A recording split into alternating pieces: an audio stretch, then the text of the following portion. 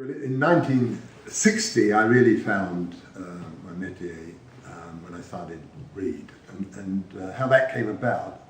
I was working in Gillette. I finished my accountancy studies, had time on my hands but not much money, and again, I've always been attracted by work and always thoroughly enjoyed the work I've done.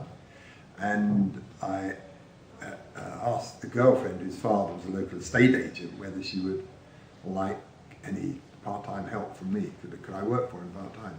And he was a one-man band, he didn't employ anybody else, and he said he would be able to find me something to do.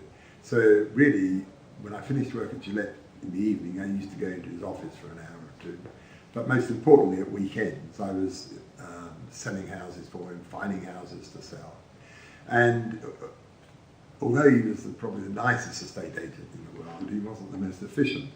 And he had a small double-fronted shop, and out of half of it, he sold carpets. And you had a choice of about 6 carpets you could choose from.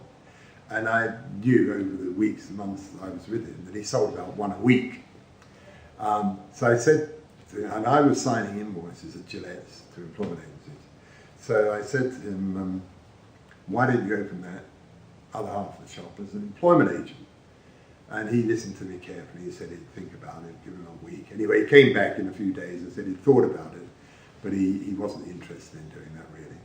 So I sort of smarted on that for a bit, and then went back to him after a week or so and said, look, you know, the employment agency idea, would you rent me that half shop for £10 a week? Because I know, you know, that's roughly what you make on it, so you shouldn't be out of pocket.